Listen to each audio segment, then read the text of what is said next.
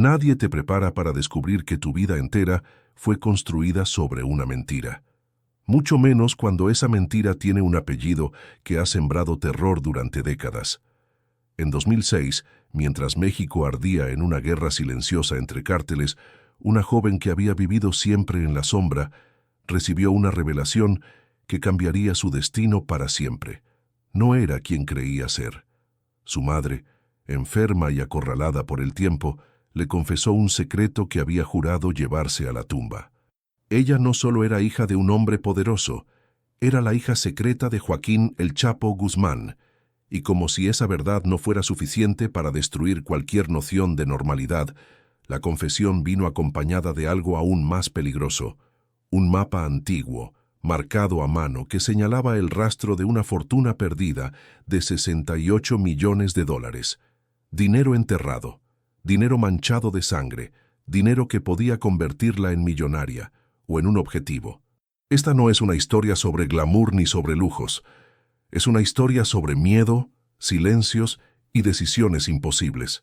Porque en el mundo del narcotráfico, saber demasiado puede costarte la vida, y llevar la sangre equivocada en las venas puede ser una condena desde el nacimiento. Durante años esta joven vivió sin saber por qué su madre nunca hablaba del pasado, por qué cambiaban de casa constantemente, por qué había nombres prohibidos y llamadas que terminaban en gritos ahogados. Todo tenía una explicación, pero la explicación era demasiado grande, demasiado oscura, demasiado peligrosa para ser dicha en voz alta. Cuando la verdad salió a la luz, no lo hizo como una revelación liberadora, sino como una sentencia. Ser hija del Chapo no significaba protección, no significaba reconocimiento, significaba heredar enemigos que nunca había conocido, deudas que no había contraído y un legado construido a base de traiciones, ejecuciones y miedo. El mapa que su madre le entregó no era un regalo, era una prueba, una llave que abría la puerta a un pasado enterrado y a un futuro lleno de amenazas. Cada marca en ese papel representaba un escondite, una ruta, un acuerdo roto, y cada paso que diera a partir de ese momento podía ser el último. Para entender la magnitud de esta historia, hay que regresar en el tiempo. Hay que mirar el contexto de un país fracturado, de un hombre que se convirtió en mito, y de una familia que nunca pudo existir a la luz del día, porque el Chapo no solo fue el líder del cártel de Sinaloa, fue un símbolo de poder absoluto en las sombras, un hombre capaz de desaparecer pueblos enteros del mapa y de comprar silencios con la misma facilidad con la que otros compran pan. Tener un vínculo directo con él no era un privilegio. Era una marca invisible que atraía la violencia como un imán. En este video vamos a reconstruir, paso a paso, la historia de esa hija secreta. Vamos a hablar de la mujer que la crió, del pacto de silencio que mantuvo durante años y del momento exacto en que decidió romperlo todo. Analizaremos qué significaba realmente ese mapa de $68 millones y por qué, en 2006, descubrir la verdad fue más peligroso que nunca. También exploraremos las versiones no oficiales, los rumores que circulan entre antiguos miembros del cártel y las preguntas que aún hoy siguen sin respuesta. ¿Ese dinero existió de verdad? ¿Era una herencia o una trampa? ¿Y qué ocurrió con ella después de conocer su verdadero origen? Esta historia no busca glorificar a nadie. Busca mostrar el precio real del poder, el costo humano de un imperio criminal y la tragedia silenciosa de quienes nacen atrapados en una guerra que no eligieron. Porque detrás de cada capo hay familias rotas, identidades borradas y vidas que jamás pudieron ser normales. La hija secreta de El Chapo no pidió ese apellido, no pidió ese mapa y no pidió formar parte de la historia negra del narcotráfico. Pero el pasado la alcanzó igual. A lo largo de este relato, iremos desenterrando capas de mentiras, decisiones desesperadas y secretos cuidadosamente ocultos. Y mientras avanzamos, una pregunta quedará flotando en el aire. Si tú descubrieras que tu padre fue uno de los criminales más buscados del mundo y que dejó una fortuna escondida para ti, ¿qué harías? ¿Buscarías el dinero, sabiendo que otros matarían por él? ¿O intentarías desaparecer para siempre, renunciando a todo para salvar tu vida? Esta es la encrucijada que definió su destino. Lo que ocurrió después no fue una película, ni una leyenda exagerada. Fue una sucesión de hechos marcados por el miedo y la urgencia, y todo comenzó en el instante en que ese secreto, guardado durante años, salió finalmente a la luz. A partir de aquí, nada volvería a ser igual. Antes de continuar, es importante detenernos un momento y entender por qué esta historia merece ser contada con calma, con contexto y sin adornos innecesarios. Aquí no estamos hablando de rumores de redes sociales, ni de versiones romantizadas del narcotráfico. Lo que vas a escuchar en este canal son crónicas profundas, construidas a partir de patrones reales del mundo del narco, testimonios indirectos, silencios elocuentes y decisiones que marcaron destinos enteros. Historias que no suelen aparecer en los titulares, pero que explican mucho mejor cómo funciona realmente este universo oculto. Y esta, la historia de la hija secreta de El Chapo, es una de las más delicadas y peligrosas de todas. Si acabas de llegar, este canal existe para eso, para reconstruir las historias que quedaron enterradas bajo el miedo, el dinero y la sangre. Aquí no se glorifica a los capos ni se justifica la violencia. Se expone el costo humano del poder criminal, especialmente para quienes nunca pidieron formar parte de él. Cada video es una pieza de un rompecabezas más grande, una crónica que conecta nombres, decisiones y consecuencias. Y si este tipo de contenido te interesa, si quieres seguir explorando historias reales del mundo de los cárteles, te invito desde ya a que te suscribas al canal. Suscribirte no es solo apoyar este proyecto, es asegurarte de no perderte ninguna de estas historias que casi nadie se atreve a contar completas. Historias que no se pueden resumir en un clip corto ni entender en un titular llamativo. Aquí cada detalle importa, cada silencio dice algo y cada decisión tiene un precio. Por eso es tan importante que formes parte de esta comunidad. Porque cuanto más crece este espacio, más profundo podemos ir, más capas podemos levantar y más verdades incómodas podemos mostrar. Si todavía no lo has hecho, suscríbete ahora y activa las notificaciones. Así YouTube te avisará cada vez que publiquemos una nueva crónica. Volviendo a nuestra historia, es fundamental entender que la revelación que ocurrió en 2006 no apareció de la nada. No fue un giro dramático digno de una serie de televisión. Fue el resultado de años de tensión acumulada, de una madre viviendo con miedo constante y de una verdad que se volvió imposible de seguir ocultando. Cuando ella decidió hablar, no lo hizo porque quisiera, sino porque sabía que el tiempo se estaba acabando. Y cuando una persona vinculada al mundo del narcotráfico siente que el tiempo se acaba, las decisiones que toma suelen ser definitivas. La joven, que hasta ese momento había vivido con una identidad falsa, no tenía herramientas para procesar lo que estaba escuchando. No sabía quién era realmente su padre, no entendía la magnitud de ese apellido ni las implicaciones que traía consigo. Para ella, el Chapo no era aún el mito, el símbolo del terror o el enemigo público que el mundo conocía. Era solo un nombre prohibido, cargado de tensión, que su madre evitaba pronunciar incluso en sus últimos días. Y sin embargo, ese nombre era la clave para entender toda su vida. En este punto de la historia es normal que surjan preguntas. ¿Por qué una hija secreta? ¿Por qué ocultarla durante tantos años? ¿Por qué entregarle un mapa en lugar de dinero directamente? Estas preguntas no tienen respuestas simples y a lo largo del video iremos abordándolas una por una. Pero lo que sí podemos adelantar es que, dentro del mundo del cártel de Sinaloa, nada se deja al azar. Cada decisión responde a una lógica interna, donde la desconfianza es la norma y donde incluso la familia puede convertirse en un riesgo. Por eso, este relato no avanza a toda velocidad. Necesita contexto, necesita pausas y necesita que entiendas el entorno en el que se desarrolló. Porque la hija secreta de El Chapo no creció rodeada de lujos ni protegida por sicarios. Creció escondida, moviéndose entre ciudades, aprendiendo a no hacer preguntas y a no llamar la atención. Su vida fue diseñada para pasar desapercibida, y esa estrategia funcionó, hasta que dejó de hacerlo.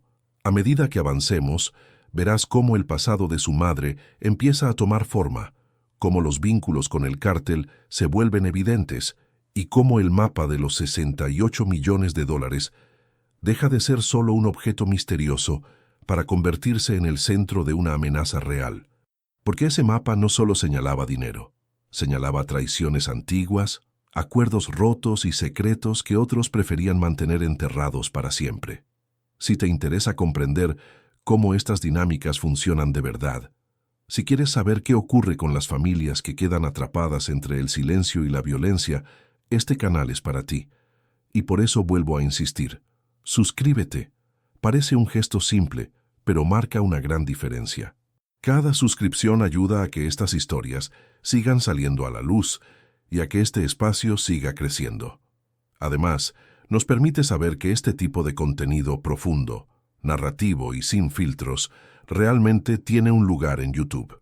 En los próximos minutos vamos a adentrarnos en la infancia de esta joven, en los detalles que en su momento parecían insignificantes, pero que hoy cobran un nuevo sentido. Vamos a analizar las señales que estuvieron siempre ahí y que nadie supo leer a tiempo. Porque en las historias del narco, el verdadero drama no suele estar en los tiroteos, sino en los silencios prolongados y en las verdades que se dicen demasiado tarde. Quédate hasta el final, porque cada parte de este relato construye la siguiente. Y recuerda, este canal no es solo para escuchar historias, es para entenderlas. Así que si quieres seguir acompañándonos en este recorrido por el lado más oculto del mundo criminal, asegúrate de estar suscrito. Lo que viene a continuación es clave para comprender todo lo que sucedió después. La infancia de la hija secreta de El Chapo no estuvo marcada por lujos, escoltas, ni mansiones escondidas en la sierra. Al contrario de lo que muchos imaginarían, su niñez transcurrió en un entorno donde la normalidad era una máscara cuidadosamente construida. Vivía como cualquier otra niña, asistía a la escuela, tenía amigas y rutinas simples. Pero desde muy temprano, aprendió una regla que jamás se explicaba en voz alta. En esa casa había temas que no se tocaban. Preguntar demasiado nunca era una buena idea. Su madre era una mujer reservada, siempre alerta, con una mirada que parecía estar constantemente evaluando el entorno. No hablaba de su pasado, evitaba mencionar nombres y cambiaba de tema cada vez que surgían preguntas incómodas. Las mudanzas eran frecuentes, a veces sin previo aviso. Un día vivían en una ciudad, al poco tiempo en otra. No había explicaciones claras, solo excusas vagas. Es por trabajo, aquí no estaremos seguras, no hagas preguntas. Con el tiempo, la niña entendió que el silencio era una forma de protección. En la escuela aprendió a no destacar demasiado. Su madre le repetía que era mejor pasar desapercibida, no llamar la atención, no hablar de la familia con extraños. No celebraban cumpleaños de forma ruidosa, no invitaban gente a casa y nunca aparecían en fotografías familiares extensas. Todo era discreto, medido, calculado. Para una niña, ese estilo de vida parecía extraño, pero no conocía otra cosa. El silencio no le parecía una anomalía, era simplemente parte de su mundo. Había noches en las que su madre no dormía. La niña la veía sentada en la cocina, con la luz apagada, fumando en silencio o mirando el vacío. A veces hablaba por teléfono en voz baja, usando palabras que no se repetían nunca. Después colgaba y se quedaba inmóvil durante minutos. En esas noches, la casa parecía cargarse de una tensión invisible. La niña aprendió a reconocer esos momentos y a no interrumpir. Sabía que algo grave flotaba en el aire, aunque no pudiera ponerle nombre. Con el paso de los años, comenzó a notar detalles que no encajaban del todo. Personas que aparecían solo una vez, conversaciones cortadas abruptamente cuando ella entraba en la habitación, sobres de dinero guardados en lugares poco comunes. No eran cantidades extravagantes, pero tampoco coincidían con la vida modesta que llevaban. Cuando preguntaba, su madre respondía con frases incompletas o sonrisas forzadas. Es mejor que no sepas, le decía, y esa frase se convirtió en un muro imposible de atravesar. El miedo no era explícito, pero estaba siempre presente. No había amenazas directas ni persecuciones visibles, pero sí una constante sensación de alerta. Su madre le enseñó a memorizar números de teléfono, a no confiar en desconocidos y a nunca revelar información personal. Incluso le explicó qué hacer si alguien la seguía o si un extraño intentaba acercarse demasiado. Para una niña, esas lecciones eran desconcertantes, pero con el tiempo se volvieron parte de su rutina diaria. A pesar de todo, su infancia no fue completamente oscura. Hubo momentos de risa, pequeños viajes improvisados y gestos de cariño sincero. Su madre la amaba profundamente, y ese amor se manifestaba en una protección casi obsesiva. Todo lo que hacía, lo hacía para mantenerla a salvo. Pero ese mismo amor era la razón por la cual la verdad permanecía enterrada. Revelarla antes de tiempo habría significado exponerla a un mundo que ninguna niña debería conocer. A medida que crecía, la joven comenzó a sentir que su identidad estaba incompleta. No conocía a su padre. No había fotografías, historias ni recuerdos compartidos, solo un vacío cuidadosamente protegido por el silencio. Cada vez que preguntaba, la respuesta era la misma. No es alguien de quien debas saber. Esa ausencia se convirtió en una presencia constante, una sombra que la acompañaba sin forma ni nombre. En la adolescencia, el silencio empezó a pesar más. Ya no aceptaba las respuestas evasivas con la misma facilidad. Empezó a sospechar que su vida estaba construida sobre una mentira. No una mentira simple, sino una estructura entera diseñada para ocultar algo peligroso.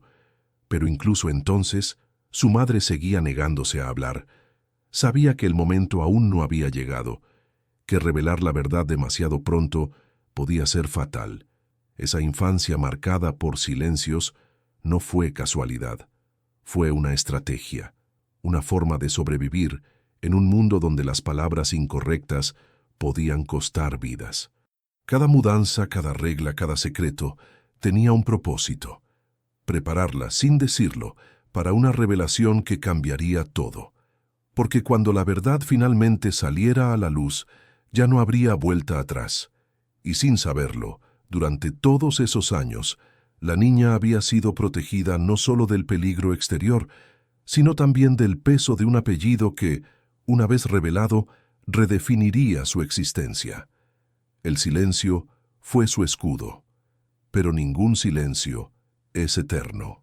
Y el que rodeó su infancia estaba a punto de romperse.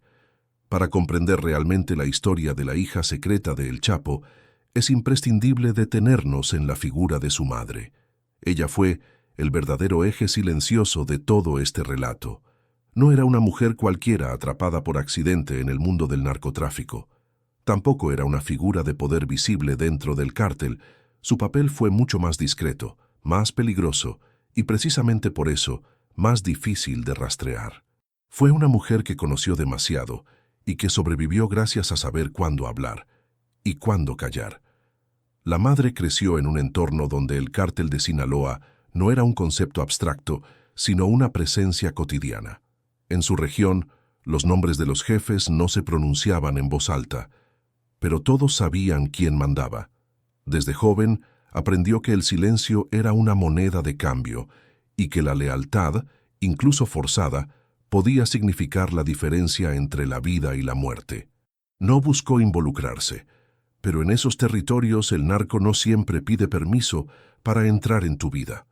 Su vínculo con el cártel comenzó de manera indirecta, primero como alguien que sabía escuchar, luego como alguien que podía guardar secretos.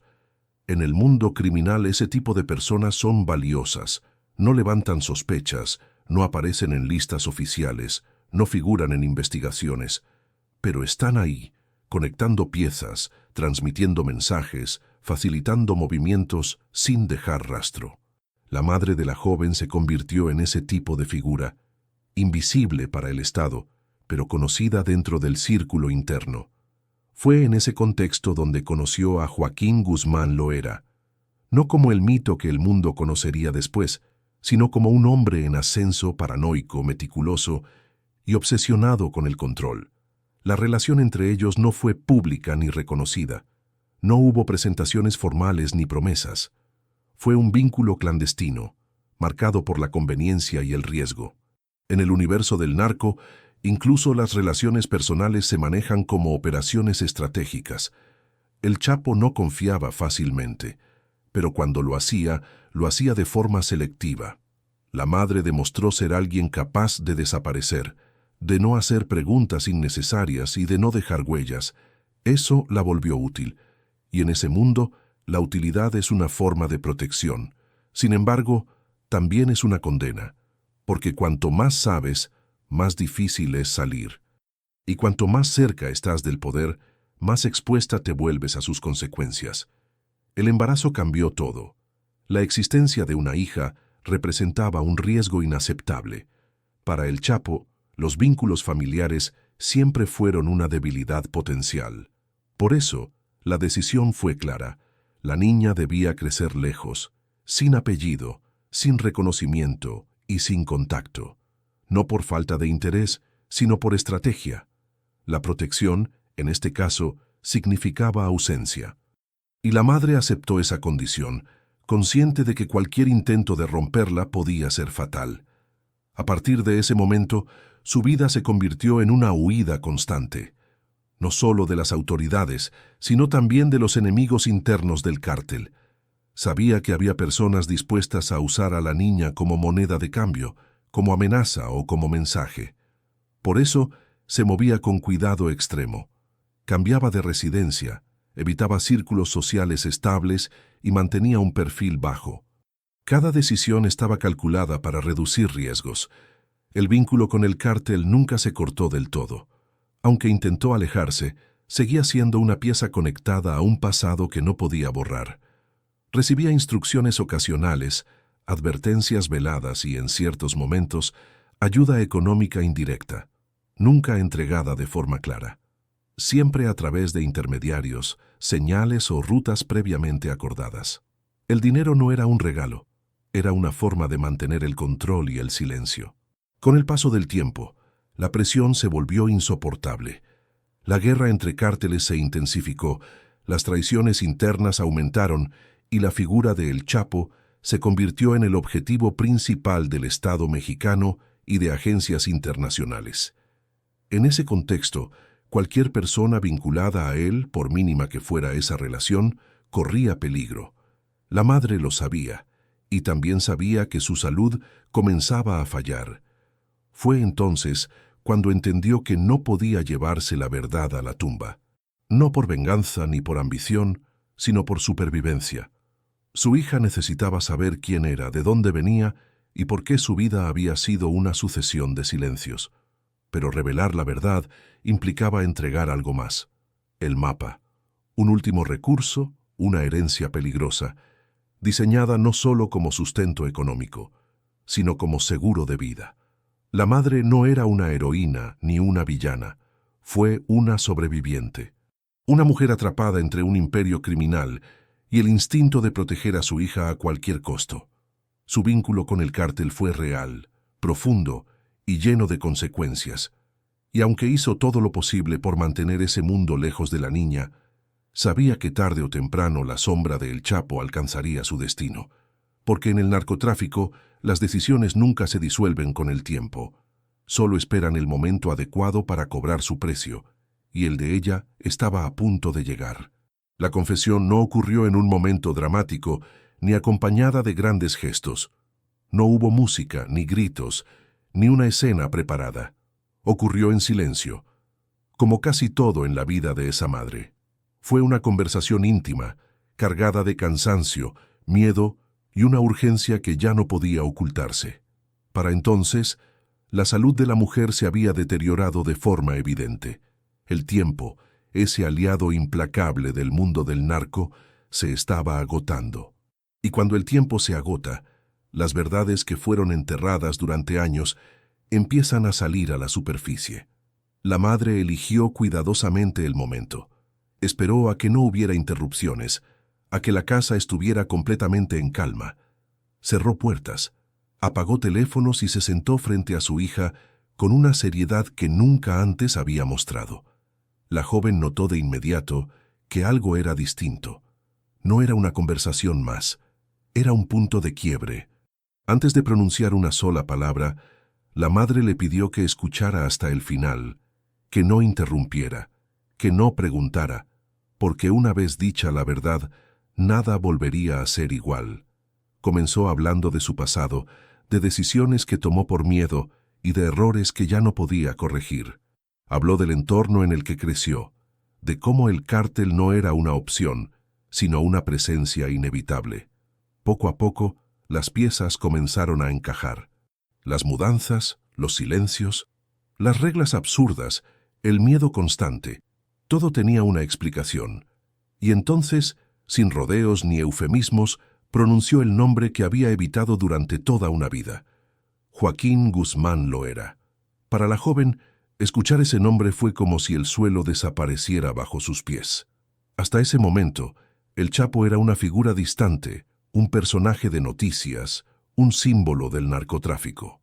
Nunca imaginó que ese nombre estuviera ligado a su propia existencia. La madre no intentó suavizar la verdad. Le dijo directamente que él era su padre, que su vida había sido diseñada para mantener ese secreto, que cada sacrificio, cada renuncia y cada silencio tenían un solo objetivo, mantenerla con vida. Pero la confesión no terminó ahí.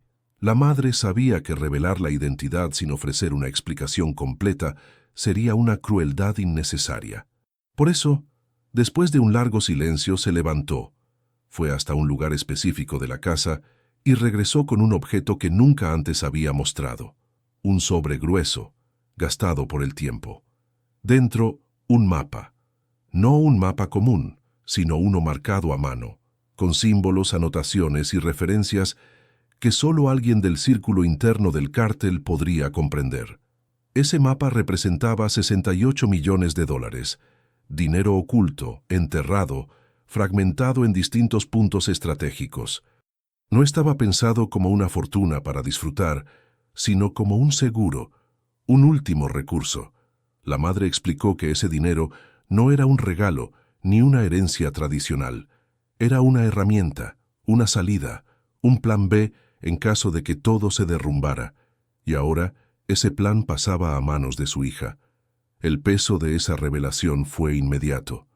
La joven no solo estaba descubriendo quién era realmente su padre, sino que también estaba recibiendo una responsabilidad enorme. Ese mapa no solo conducía a dinero, conducía a secretos, a traiciones antiguas y a acuerdos que otros preferían mantener enterrados. Cualquier movimiento en falso podía convertirla en un objetivo. La madre lo dejó claro. Usar el mapa sin pensar podía ser más peligroso que no usarlo nunca. En ese momento, la conversación se transformó en una advertencia. La madre explicó que dentro del mundo del narco, el dinero nunca es solo dinero. Siempre tiene dueño, incluso cuando está escondido. Siempre hay ojos observando, esperando a que alguien cometa un error. Por eso, le pidió a su hija que no tomara decisiones impulsivas, que pensara, que analizara, que, sobre todo, entendiera que ahora sabía demasiado. Aquí es donde quiero detenerme un instante y hablar directamente contigo que estás viendo esta historia. Este punto del relato genera muchas preguntas y opiniones encontradas. ¿Qué habrías hecho tú en su lugar? ¿Aceptarías el mapa? ¿Buscarías ese dinero o preferirías desaparecer para siempre? ¿Crees que la madre hizo lo correcto al confesar la verdad o debió llevársela a la tumba? Te invito a que dejes tu opinión en los comentarios. Si tienes dudas, teorías o una postura clara sobre esta decisión, compártela. Leeremos y analizaremos los comentarios, porque este tipo de historias se enriquecen con distintas miradas. Volviendo a la escena, la confesión terminó sin lágrimas ni abrazos largos. No porque no hubiera emoción, sino porque ambas entendían la gravedad del momento. La madre había cumplido con su última obligación, decir la verdad y entregar las herramientas necesarias para sobrevivir. A partir de ahí, el camino ya no le pertenecía. Era decisión de su hija qué hacer con ese legado peligroso. Esa noche, la joven no durmió. Repasó cada palabra, cada gesto, cada detalle del mapa. Por primera vez en su vida, entendió que su pasado no era una serie de eventos aislados, sino una narrativa cuidadosamente construida. Una narrativa diseñada para mantenerla fuera del radar. Pero ahora, con la verdad revelada, esa protección se había roto. La confesión no fue el final de la historia, fue el inicio real, el momento exacto en el que la hija secreta del Chapo dejó de ser solo una espectadora de su propia vida y se convirtió en una pieza dentro de un juego mucho más grande. Un juego donde el silencio ya no era suficiente para sobrevivir. El año 2006 no fue un año cualquiera para México, y mucho menos para alguien que acababa de descubrir que llevaba el apellido más peligroso del narcotráfico, aunque no pudiera usarlo. Fue un punto de quiebre, un momento histórico en el que el país entró en una espiral de violencia abierta, persecuciones constantes y una guerra frontal contra los cárteles que ya no se libraba en las sombras. Descubrir la verdad en ese año específico no solo fue desafortunado, fue potencialmente letal. Para entender por qué, hay que situarse en el contexto exacto. En 2006, el Estado mexicano declaró una ofensiva directa contra el narcotráfico. Las Fuerzas Armadas comenzaron a ocupar territorios históricamente controlados por los cárteles. Los operativos se volvieron más agresivos y la presión internacional, especialmente desde Estados Unidos, alcanzó niveles sin precedentes. El nombre del Chapo Guzmán aparecía en informes, listas de los más buscados y conversaciones diplomáticas. Ya no era solo un capo poderoso, era un objetivo prioritario. En ese clima de tensión, cualquier vínculo con Joaquín Guzmán Loera se convertía automáticamente en una amenaza. No importaba si era familiar, conocido lejano o simple intermediario, el riesgo era el mismo. Las autoridades buscaban información, los enemigos buscaban venganza, y los aliados buscaban asegurarse de que nadie se convirtiera en un punto débil. El margen de error era inexistente, y la hija secreta del Chapo acababa de entrar, sin quererlo, en ese tablero. El problema no era solo externo. Dentro del propio cártel de Sinaloa, 2006 fue un año de desconfianza extrema. Las traiciones internas se multiplicaron. Los rumores corrían más rápido que la información confirmada, y cualquier figura desconocida podía ser interpretada como una amenaza.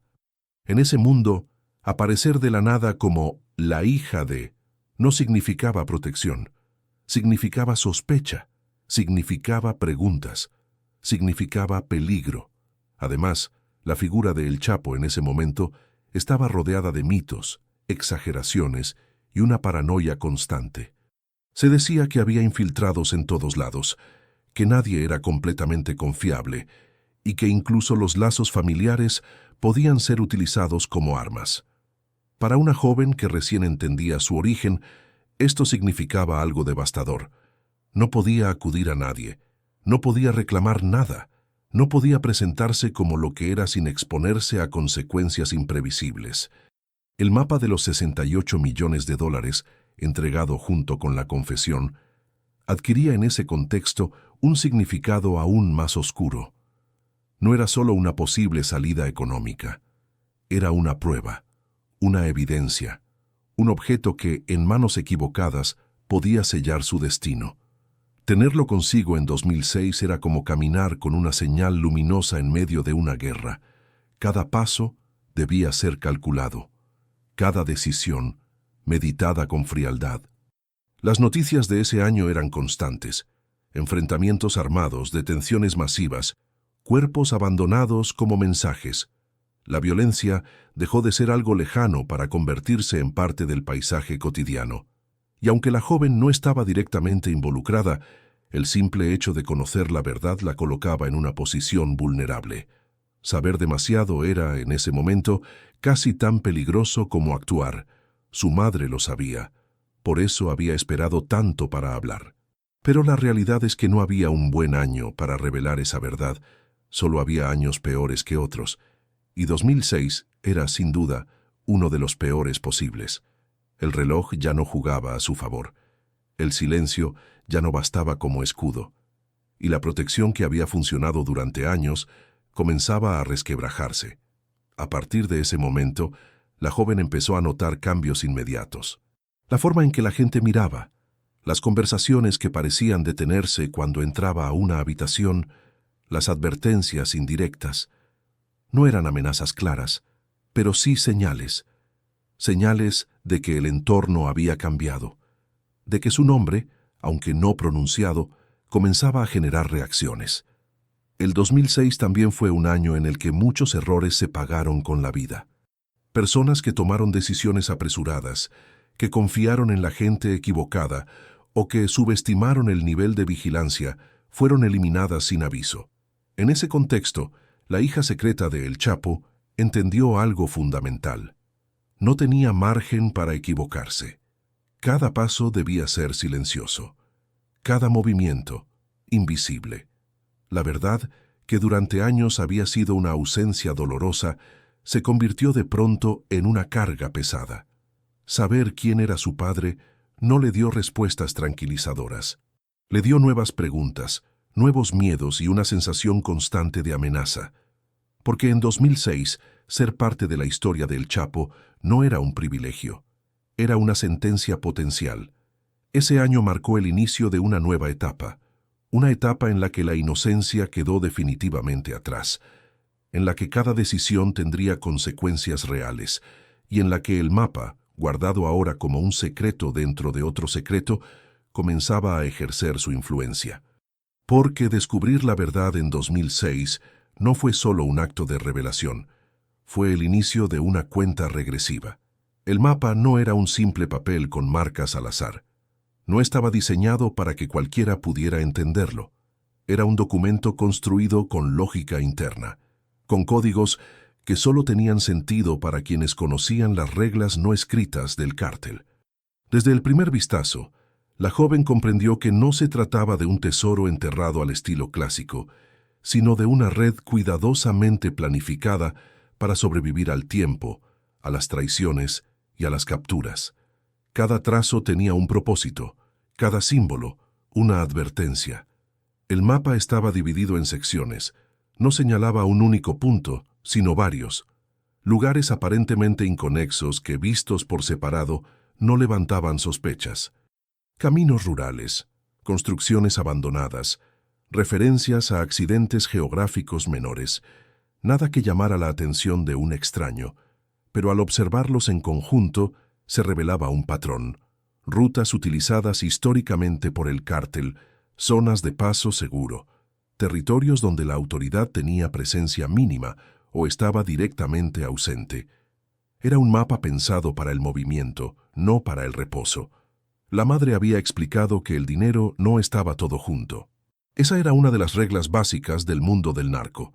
Concentrar grandes sumas en un solo lugar era una invitación al desastre. Por eso, los 68 millones estaban fragmentados, parte en efectivo, parte en objetos de alto valor, parte en depósitos no oficiales respaldados por intermediarios de confianza. El mapa no solo indicaba dónde estaba el dinero, sino cómo acceder a él sin dejar rastro. Y ese cómo era tan importante como el dónde. Había símbolos que no correspondían a ningún lenguaje convencional, pequeñas marcas al margen, líneas cortadas, números que parecían fuera de lugar. La madre había advertido que esos signos indicaban el nivel de riesgo. Algunos puntos eran relativamente seguros, otros solo debían visitarse en circunstancias extremas. El mapa no prometía riqueza fácil, prometía supervivencia, pero a un costo elevado. Cada acceso implicaba exponerse, confiar en alguien, romper una capa de anonimato. La joven entendió rápidamente que usar el mapa no era una decisión binaria. No se trataba de ir o no ir, se trataba de cuándo, cómo y con quién. En 2006, cualquier movimiento extraño podía ser detectado. Los bancos estaban vigilados, las carreteras observadas y las comunicaciones intervenidas. El mapa exigía paciencia y frialdad, cualidades que no se desarrollan de la noche a la mañana, y mucho menos cuando acabas de descubrir que tu padre es uno de los hombres más buscados del mundo. Otro detalle inquietante era la antigüedad del mapa. No había sido elaborado recientemente. Algunas marcas correspondían a eventos ocurridos años atrás, operaciones que habían sido exitosas en su momento. Eso significaba dos cosas: que parte del dinero podía seguir ahí, o que alguien más ya había intentado acceder a él. El mapa no garantizaba exclusividad, garantizaba información, y en el mundo del narcotráfico, la información siempre tiene fecha de caducidad. Además, el mapa funcionaba como una prueba silenciosa. Si alguien sabía interpretarlo correctamente, demostraba pertenencia, demostraba que había sido instruido, que había recibido conocimientos reservados para muy pocos. En ese sentido, la madre no solo le entregó dinero potencial, le entregó una llave simbólica, una forma de demostrar, si era necesario, que no era una impostora, que su vínculo con el Chapo no era un invento ni un rumor. Pero esa misma llave podía convertirse en una sentencia, porque cualquiera que reconociera el mapa entendería inmediatamente su valor, y entendería también que quien lo portaba sabía demasiado. Por eso, la joven decidió no memorizarlo todo de inmediato. Lo estudió por partes, en silencio, durante noches enteras. Guardó el original y trabajó con copias mentales. Sabía que si ese papel caía en manos equivocadas, no habría negociación posible. El mapa también revelaba algo más profundo: la desconfianza estructural del propio El Chapo. Incluso para su hija, la herencia no venía acompañada de instrucciones claras ni de protección directa. Venía acompañada de un rompecabezas, una prueba final, como si el mensaje fuera: si puedes entender esto y sobrevivir al proceso, entonces mereces lo que hay al final. No había sentimentalismo, solo lógica criminal. A medida que pasaban los días, la joven comenzó a ver el mapa no como una oportunidad, sino como una carga. Cada punto marcado era una decisión pendiente. Cada símbolo, una amenaza latente. No podía compartirlo con nadie. No podía pedir ayuda sin exponerse. Estaba sola con una información que podía cambiar su vida o terminarla. Y en ese dilema, el dinero empezaba a perder importancia frente a algo más urgente: mantenerse viva. El mapa de los 68 millones no era una promesa de abundancia. Era un reflejo del mundo del que provenía. Un mundo donde nada se regala, donde todo se prueba y donde incluso la familia debe demostrar su valor.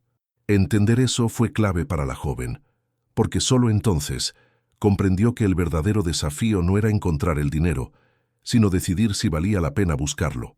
Y mientras el mapa permanecía oculto, esperando el momento adecuado, una verdad se hacía cada vez más clara.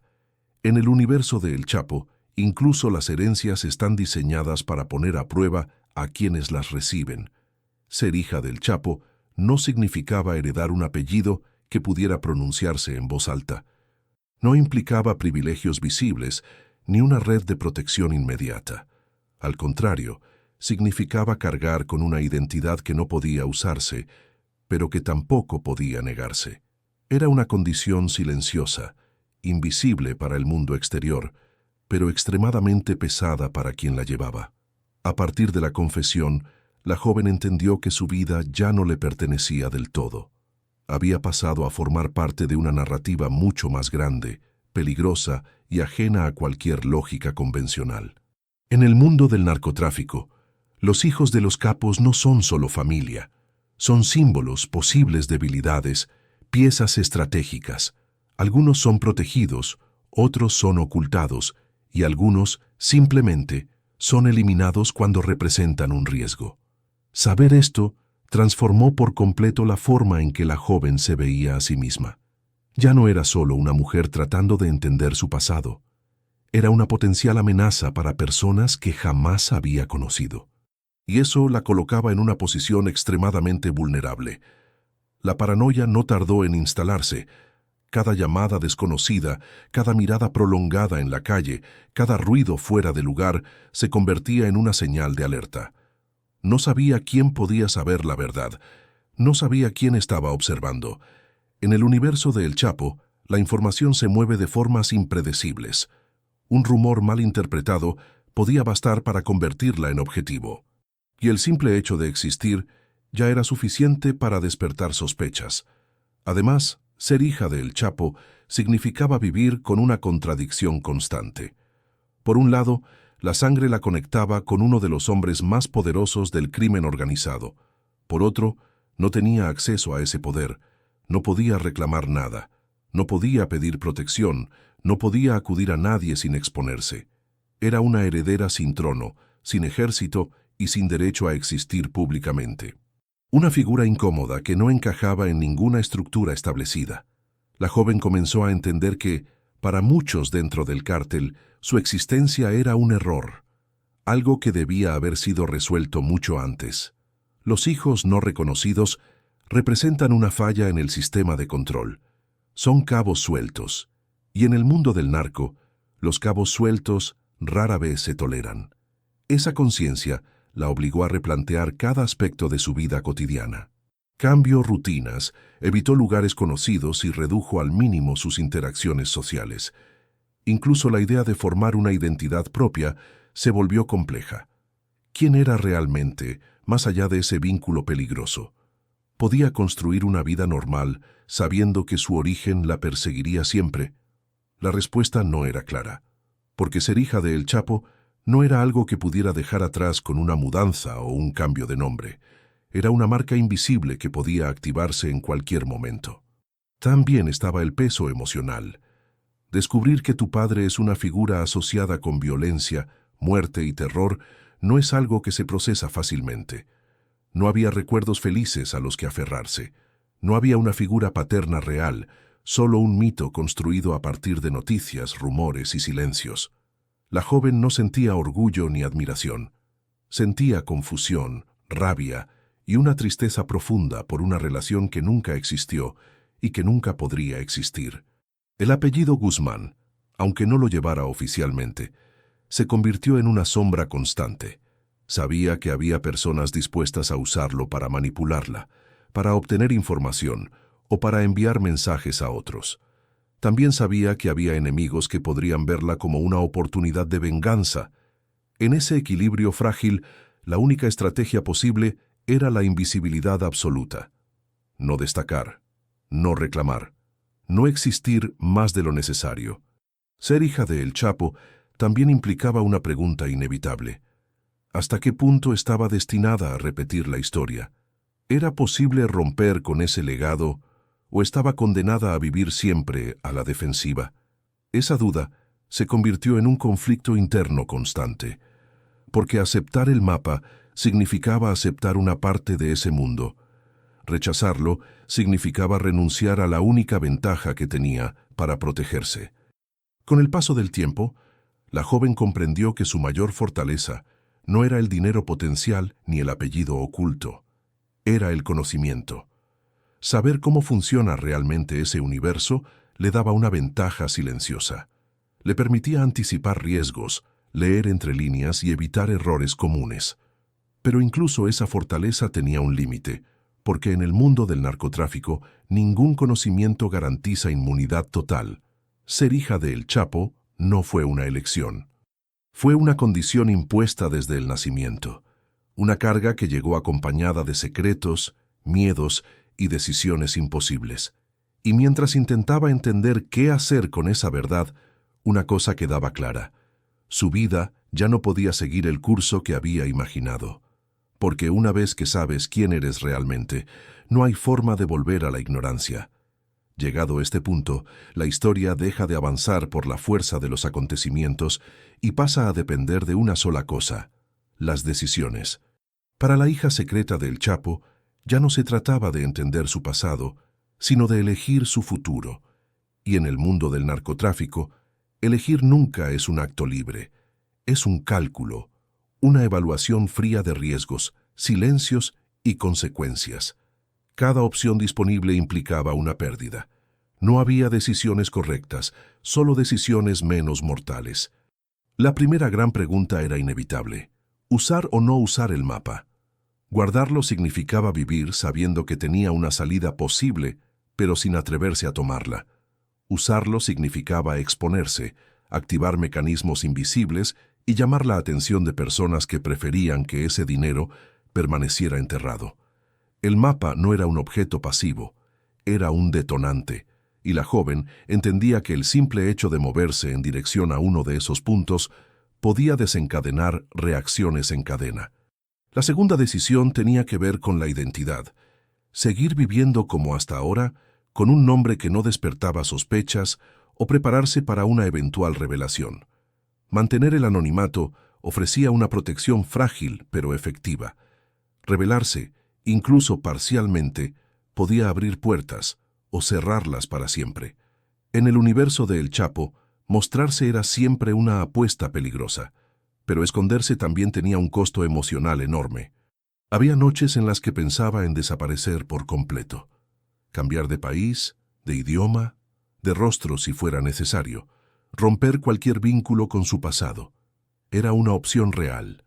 Muchas personas lo habían hecho antes, pero incluso esa huida requería recursos, contactos y una ejecución perfecta. Y aún así, no garantizaba seguridad absoluta, porque el pasado, cuando está ligado al narcotráfico, tiene una forma inquietante de reaparecer. Otra posibilidad era intentar negociar. No con el Estado, sino con las sombras. Buscar intermediarios, figuras grises que pudieran ofrecer protección a cambio de silencio. Pero esa opción implicaba confiar en personas cuyo negocio era la traición. En ese mundo, los acuerdos no se firman en papel y no siempre se respetan. La joven sabía que una mala lectura podía convertir una negociación en una sentencia. También estaba la opción más peligrosa: reclamar lo que, en teoría, le pertenecía. Usar el mapa como llave de acceso, presentarse como hija y exigir reconocimiento. Pero esa decisión era casi suicida, no solo porque el Chapo estaba en constante movimiento y bajo persecución, sino porque muchos dentro de su entorno verían esa aparición como una amenaza directa. No importaba la sangre, importaba el control. Y el control no se comparte. Cada decisión estaba atravesada por una variable constante: el tiempo. Cuanto más tiempo pasara sin actuar, mayor era el riesgo de que alguien más se adelantara, de que el mapa dejara de ser útil, de que la información se filtrara. Pero actuar demasiado rápido también era un error. El equilibrio era casi imposible. Y esa presión constante comenzó a desgastarla psicológicamente. En ese proceso, la figura de la madre volvía una y otra vez. Sus advertencias, sus silencios, su miedo contenido. La joven empezó a entender que muchas de esas decisiones ya habían sido tomadas antes, en otra escala, que su madre había vivido años enteros evaluando riesgos similares, y que, al final, había elegido protegerla incluso a costa de su propia vida. Esa conciencia añadió un peso emocional enorme a cada elección. No decidir también era una decisión. Permanecer inmóvil, observar, ganar tiempo. Era una estrategia válida, pero limitada, porque el mundo del narcotráfico no se detiene. Los escenarios cambian, los actores desaparecen y las oportunidades se cierran. La joven sabía que no podía quedarse en pausa indefinidamente. Tarde o temprano, tendría que inclinar la balanza hacia un lado. En ese dilema, empezó a redefinir lo que realmente quería. No era poder, no era dinero, era control sobre su propia vida, algo que nunca había tenido. Y paradójicamente, el mapa, símbolo del legado de El Chapo, era al mismo tiempo una herramienta y una amenaza para alcanzar ese control. Usarlo podía darle libertad o quitársela para siempre. Las decisiones que enfrentaba no tenían precedentes claros. No había manuales, no había consejos confiables.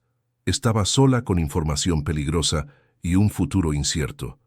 Cada escenario que imaginaba terminaba con una pregunta sin respuesta. ¿Valía la pena el riesgo? ¿Cuánto estaba dispuesta a perder para sobrevivir? En ese punto, la historia deja de ser solo una crónica del narcotráfico y se convierte en una reflexión más amplia. Porque las decisiones que definen una vida no siempre se toman en grandes momentos públicos. A veces se toman en silencio, en habitaciones cerradas, con mapas doblados sobre una mesa y un miedo que no se puede compartir con nadie. La hija secreta de El Chapo estaba exactamente ahí, en el umbral entre lo que fue y lo que podría ser, sabiendo que cualquier paso en falso tendría consecuencias irreversibles. y entendiendo por primera vez que la verdadera herencia que había recibido no era el dinero, sino la obligación de decidir bajo presión extrema. Cuando una historia involucra a El Chapo Guzmán, la verdad nunca existe en una sola versión. Siempre hay capas superpuestas de silencios, mentiras estratégicas y testimonios incompletos. En el caso de su hija secreta y del mapa de los 68 millones de dólares, las versiones ocultas comenzaron a surgir incluso antes de que ella entendiera por completo lo que tenía entre manos. Personas que parecían no tener relación alguna empezaron a mencionar datos sueltos, fechas imprecisas, nombres que no figuraban en ningún registro oficial, pero que encajaban demasiado bien como para ser casualidad. Algunos de esos testimonios venían de antiguos colaboradores del cártel, hombres que habían sobrevivido gracias a su capacidad de adaptarse y callar en el momento adecuado. Para ellos, la historia de una hija no reconocida no era sorprendente. Lo que sí llamaba la atención era el mapa. Según uno de esos relatos, no era el único. Existían varios esquemas similares, repartidos entre distintas personas, como una forma de fragmentar el riesgo. Si uno caía, los demás seguían ocultos. Esto abría una posibilidad inquietante, que el mapa de la madre fuera solo una parte de algo mucho más grande. Otros testigos hablaban de la madre como una figura clave, no visible pero influyente. Decían que no era simplemente una mujer más en la vida de El Chapo, sino alguien que había demostrado inteligencia y lealtad en momentos críticos. Según estas versiones, el dinero no era solo un fondo de escape, sino una reserva destinada a situaciones extremas, pensada para alguien específico. Y esa persona, insinuaban, no era ella misma, sino su hija. Pero ninguno de esos testigos podía probarlo. Todo se movía en el terreno de las suposiciones. Había también versiones contradictorias.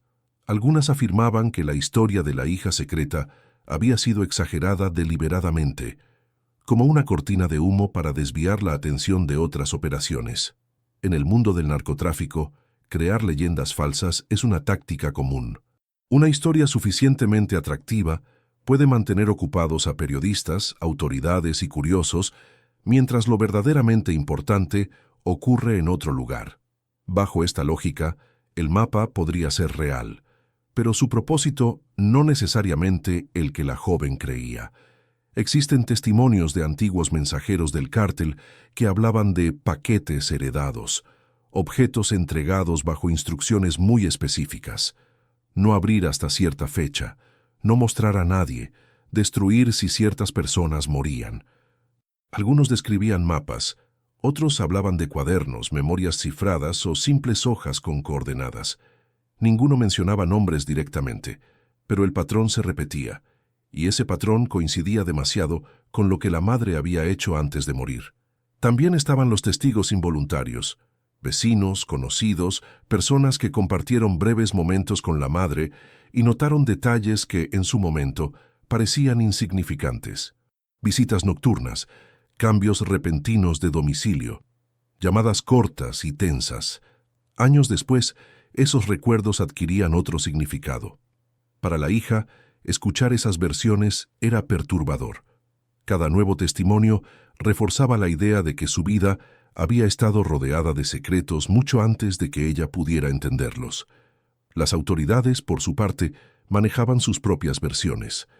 Informes internos hablaban de posibles herederos no oficiales, de fondos que nunca fueron recuperados y de pistas que se perdieron por falta de pruebas concretas. Pero oficialmente, nada de eso existía. Reconocerlo implicaría admitir fallos graves en investigaciones millonarias.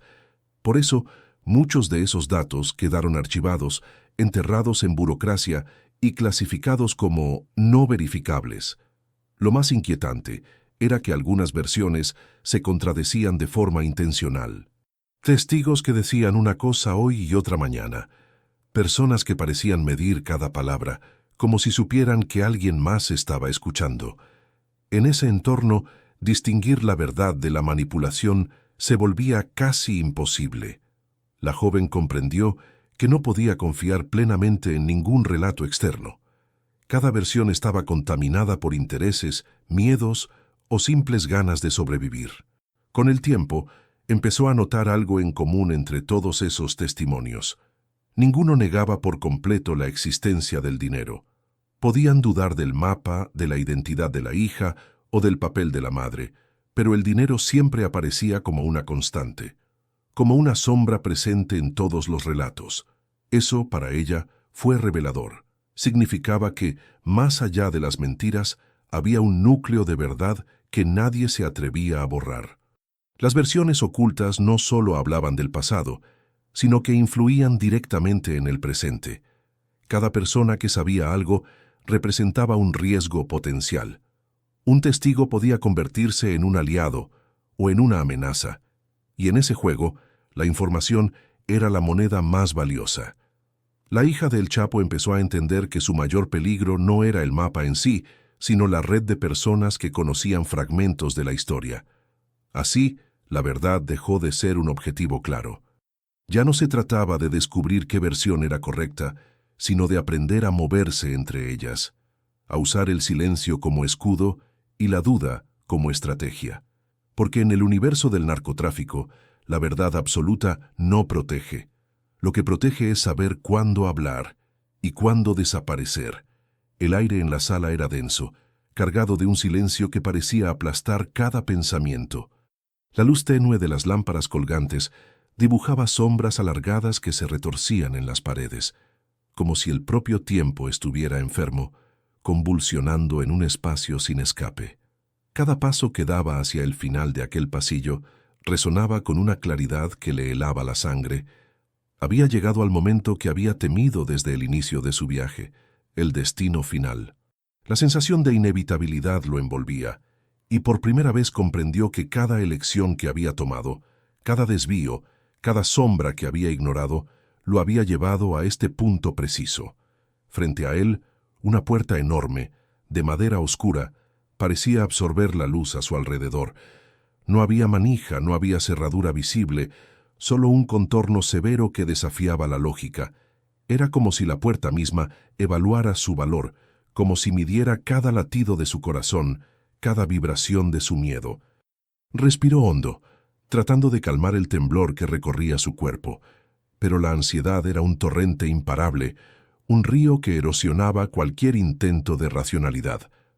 Con un gesto decidido, tocó la superficie fría de la madera. El contacto lo llenó de un escalofrío que subió por su columna vertebral y le dejó los dedos entumecidos. Un murmullo sordo comenzó a surgir del interior. Un sonido indefinible que mezclaba voces, ecos de recuerdos y susurros imposibles de identificar. Era como si la propia puerta respirara, inhalando secretos que él aún no comprendía. Dio un paso atrás, pero algo invisible lo empujó hacia adelante. Una fuerza silenciosa que parecía insistir. Debía entrar. Y entonces comprendió que no había marcha atrás. Todo su recorrido, todas las pruebas, habían sido un preludio para este momento. El destino final no era un lugar, sino un juicio, un espejo de su propia existencia. Al empujar la puerta, un viento helado lo envolvió, arrastrando consigo un olor a tierra húmeda y a hierro oxidado. La habitación que se desplegaba ante sus ojos era vastísima, más allá de cualquier medida lógica, como si hubiera sido arrancada de la realidad misma. En su centro, una figura esperaba, alta, imponente, envuelta en un manto que parecía hecho de sombras sólidas. Su rostro estaba oculto, pero una sensación de reconocimiento lo atravesó como un rayo. Sabía que aquel ser no era un enemigo, ni un aliado. Era un juez, un reflejo de cada miedo, cada deseo, cada traición y cada virtud que había acumulado. «Has llegado», dijo la figura con una voz que resonaba en cada rincón, como si vibrara dentro de su propia cabeza. «Y ahora enfrentarás lo que has evitado toda tu vida». No hubo tiempo para respuestas. Cada palabra del ser era un golpe directo a su mente, desmantelando defensas, revelando secretos que él creía enterrados para siempre. Imágenes de su infancia, decisiones que había tomado por egoísmo, momentos de traición, pero también instantes de amor y sacrificio, se arremolinaban en su conciencia con una claridad brutal. Cada memoria lo juzgaba, cada emoción lo condenaba, o lo salvaba según un criterio que no podía comprender, pero que sentía profundamente justo. Entonces el suelo bajo sus pies comenzó a disiparse. No cayó, sino que flotó en un vacío que era simultáneamente oscuro y luminoso, donde el tiempo se había rendido. La figura avanzó hacia él, pero no caminando. Parecía deslizarse a través del espacio. Cada movimiento calculado, absoluto. Extendió una mano y un rayo de luz surgió de ella, envolviéndolo completamente. Fue un dolor profundo y a la vez revelador. Una sensación de desgarro que no era físico, sino espiritual. Cada capa de su ser se deshacía, dejando únicamente la esencia pura de lo que era, sin máscaras, sin mentiras, sin miedo. Y en ese instante comprendió algo que siempre había estado frente a sus ojos, pero que nunca había querido ver. Su destino no estaba determinado por fuerzas externas, sino por la verdad de su propia alma. Cada error, cada acierto, cada acto de valentía o cobardía había tejido el tapiz que lo conducía hasta este lugar. No había juicio impuesto, solo una revelación absoluta. Su destino final no era castigo ni recompensa, sino la culminación inevitable de sí mismo. El ser de sombras lo rodeó, y el mundo se transformó en un flujo de luz y memoria, donde cada momento de su vida se entrelazaba en un mosaico de comprensión. Sintió que se expandía y contraía a la vez, que su conciencia se desdoblaba hasta tocar los confines de su existencia y más allá. No había miedo, no había dolor, solo la certeza absoluta de que al final cada camino conducía a ese instante, a ese reconocimiento. Finalmente, la luz comenzó a disiparse, y la figura habló una última vez. Ahora conoces tu verdad. Todo lo demás era preparación. Todo lo demás era ilusión.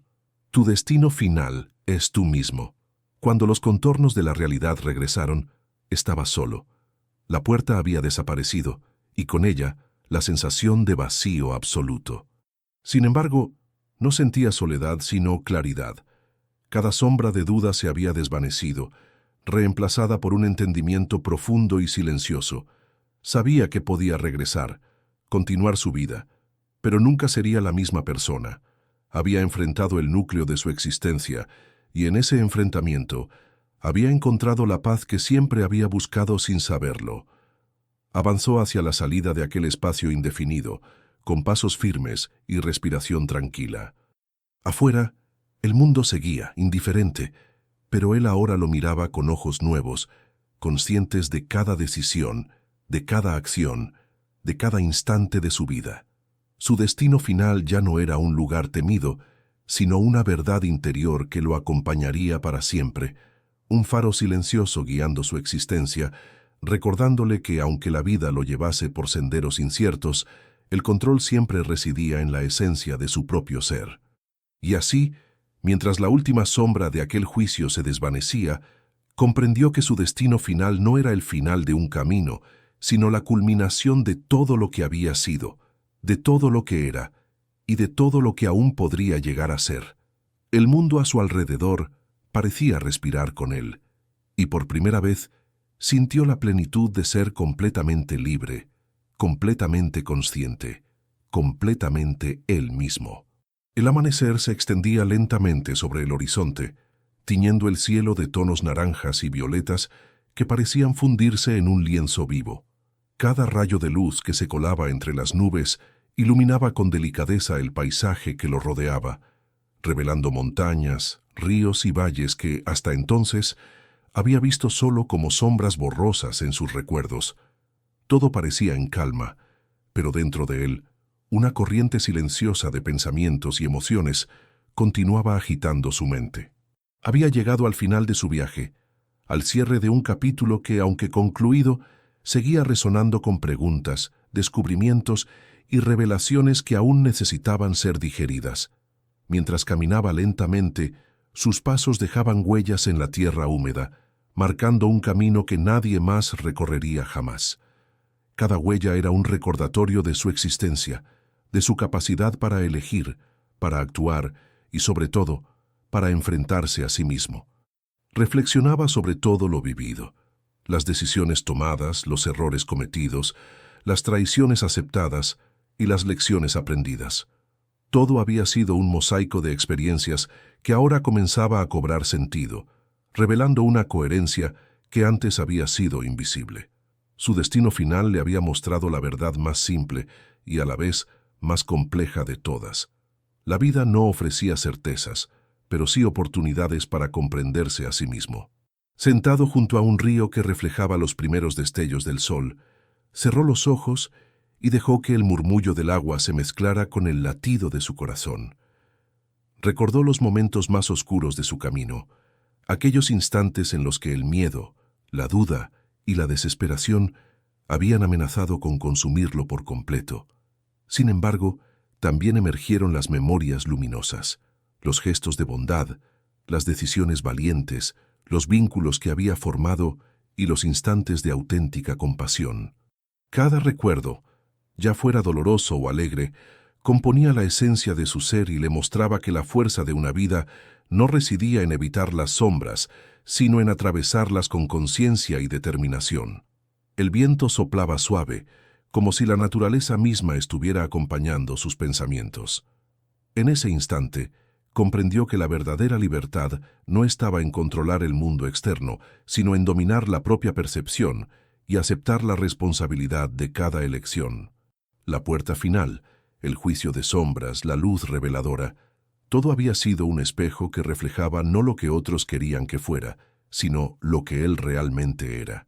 Su destino no estaba escrito por fuerzas externas, sino por la autenticidad de su interior, por la capacidad de enfrentar la verdad, de asumirla y de transformarla en crecimiento. A medida que la claridad del día se extendía, surgió en él una sensación de gratitud silenciosa. Gratitud hacia los desafíos que lo habían forzado a crecer, hacia los errores que habían enseñado lecciones imposibles de aprender de otra manera, hacia las pérdidas que le habían mostrado la fragilidad y el valor de la vida, y hacia los encuentros inesperados que habían abierto puertas a nuevas perspectivas. La vida, comprendió, era un tejido de infinitas posibilidades, un entramado donde cada hilo, incluso el más oscuro, contribuía a la belleza y complejidad del conjunto. Se levantó y continuó su camino, ya sin temor, con pasos firmes que resonaban como un tambor silencioso en el aire matinal. La luz del sol bañaba su rostro, y en sus ojos se reflejaba una mezcla de paz y determinación. Había comprendido que el cierre de un capítulo no significaba el fin, sino la preparación para nuevos comienzos, para nuevas pruebas, encuentros y descubrimientos. Cada día que seguía, cada respiración, cada decisión, era ahora un acto consciente, un reflejo de todo lo aprendido en su travesía. Mientras avanzaba hacia el horizonte, recordó las palabras del ser de sombras que lo había enfrentado en su destino final. Tu destino final es tú mismo.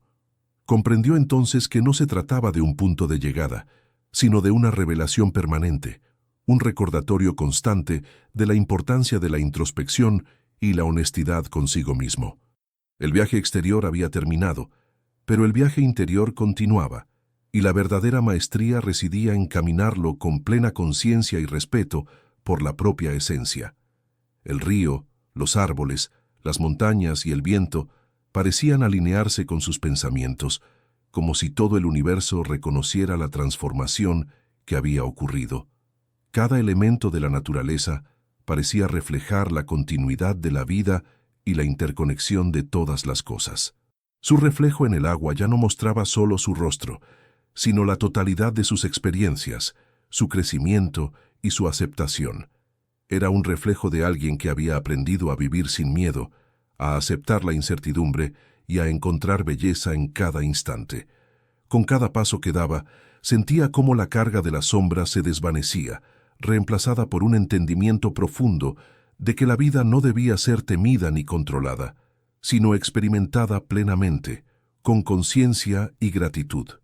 La luz del día se intensificaba, y con ella, una claridad interna que iluminaba incluso los rincones más oscuros de su memoria. Comprendió que cada acción futura sería ahora una elección consciente, un reflejo de la sabiduría obtenida a través del dolor, la reflexión y la aceptación. Finalmente, Al llegar a la cima de una colina desde donde podía contemplar el valle entero, respiró profundamente, absorbiendo cada sonido, cada color, cada sensación. El horizonte parecía infinito, y con él la posibilidad de infinitos caminos. Cerró los ojos un instante, y en la quietud de su interior supo que había alcanzado un punto de equilibrio, un estado donde el pasado, el presente y el futuro convergían en una sola comprensión. La vida era un ciclo constante de aprendizaje, aceptación y renovación. Cuando abrió los ojos nuevamente, sintió la certeza de que cualquier desafío que llegara sería enfrentado con la misma serenidad y claridad que ahora lo acompañaban. La historia de su viaje había llegado a su cierre, pero la narrativa de su vida continuaría, más rica, más profunda y más consciente que nunca. Su destino final había sido solo un espejo, un instrumento de reflexión, y ahora, armado con esa verdad, avanzaba hacia un futuro donde cada paso, cada decisión, cada momento, sería una manifestación consciente de su propio ser. Y mientras descendía por la colina hacia el valle iluminado por el sol naciente, comprendió que la reflexión final no era un acto de conclusión, sino un inicio continuo, un compromiso con la verdad, la autenticidad y la plenitud. Su viaje interior se había completado, y con él, la certeza de que la vida, con todas sus sombras y luces, siempre ofrecía la oportunidad de renacer, de aprender y de encontrar en cada instante un motivo para avanzar con valor y sabiduría.